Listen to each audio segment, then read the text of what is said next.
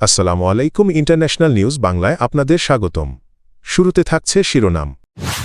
Hormuz প্রণালীতে ইরানের অতিরিক্ত ফি আরোপ ট্রাম্পের কড়া সমালোচনায় সিনেটর। ইরান যুদ্ধের ইতি কবে জানালেন মার্কিন পররাষ্ট্রমন্ত্রী। পাকিস্তানের মতো দালাল দেশ নয় ভারত জয়শঙ্কর। ইরান ইস্যুতে ট্রাম্প মোদির ফোনালাপ ছিলেন মস্কো। মার্কিন আগ্রাসনে সরাসরি জড়িত আমিরাতকে গুড়িয়ে দেওয়ার হুঁশিয়ারি ইরানের। হরমুজ প্রণালীতে জাহাজ চলাচলের ওপর ইরানের উচ্চ টোল আরোপ এবং এ প্রেক্ষাপটে যুক্তরাষ্ট্রের ভূমিকার তীব্র সমালোচনা করেছেন মার্কিন সিনেটর ক্রিস মার্ফি। ইরান ঘোষণা দিয়েছেই কৌশলগত জলপথ দিয়ে চলাচলকারী নির্দিষ্ট জাহাজের ওপর প্রায় $20 লাখ ট্রানজিট ফি আরোপ করা হবে। দেশটির জাতীয় নিরাপত্তা কমিটির সদস্য আলাউদ্দিন বরুজের্দি জানিয়েছেন এটি ইরানের সার্বভৌম কর্তৃত্বের প্রতিফলন এবং যুদ্ধজনিত ব্যয় মেটাতেই এই সিদ্ধান্ত নেওয়া হয়েছে।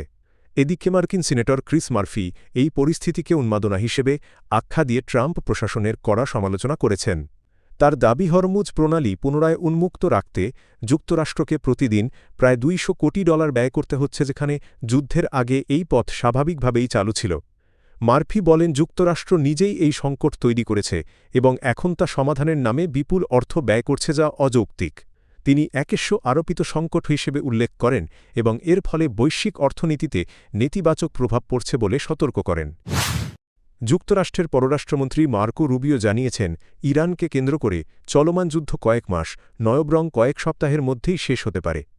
ফ্রান্সে জি7 দেশগুলোর পররাষ্ট্রমন্ত্রীদের বৈঠক শেষে শুক্রবার সাংবাদিকদের তিনি বলেন নির্ধারিত সময়সূচির সঙ্গে সামঞ্জস্য রেখে কিংবা তার থেকেও এগিয়ে অভিযান পরিচালিত হচ্ছে।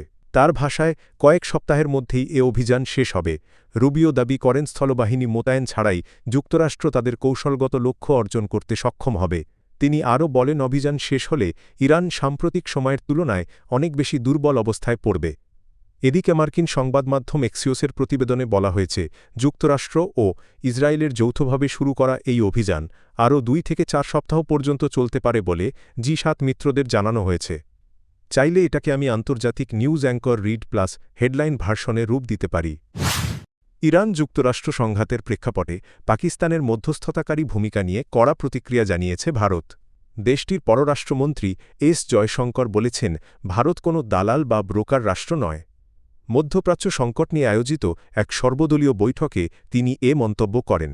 বৈঠকে বিরোধী দলগুলো ইরান ও যুক্তরাষ্ট্রের মধ্যে পাকিস্তানের ক্রমবর্ধমান ভূমিকার বিষয়টি উত্থাপন করলে জয়শঙ্কর এই প্রতিক্রিয়া জানান। তিনি বলেন ওয়াশিংটন ও তেহরানের মধ্যে পাকিস্তানের এই ধরনের ভূমিকা নতুন কিছু নয়। 1981 সাল থেকেই দেশটি এ ধরনের সংযোগকারী হিসেবে কাজ করে আসছে।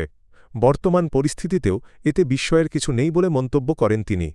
সংসদে অনুষ্ঠিত ওই বৈঠকে প্রতিরক্ষামন্ত্রী রাজনাথ সিংয়ের সভাপতিত্বে সরকারের শীর্ষ মন্ত্রীরা উপস্থিত ছিলেন। বৈঠকে বিরোধীরা প্রশ্ন তোলে পাকিস্তান যখন শান্তি উদ্যোগে সক্রিয় তখন ভারত কেন নীরব অবস্থানে রয়েছে। জবাবে সরকার জানায় প্রধানমন্ত্রী নরেন্দ্র মোদী ইতোমধ্যে মার্কিন প্রেসিডেন্ট ডোনাল্ড ট্রাম্পের সঙ্গে কথা বলেছেন এবং এই যুদ্ধ দ্রুত বন্ধ করার প্রয়োজনীয়তার ওপর জোর দিয়েছেন। ইরান যুদ্ধ পরিস্থিতি নিয়ে ফোনে আলোচনা করেছেন মার্কিন প্রেসিডেন্ট ডোনাল্ড ট্রাম্প ও ভারতের প্রধানমন্ত্রী নরেন্দ্র মোদী।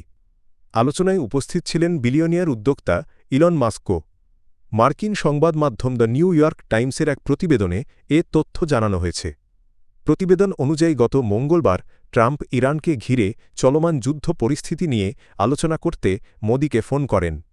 গত 28 ফেব্রুয়ারি যুদ্ধ শুরুর পর এটিই ছিল দুই নেতার মধ্যে প্রথম ফোনালাপ।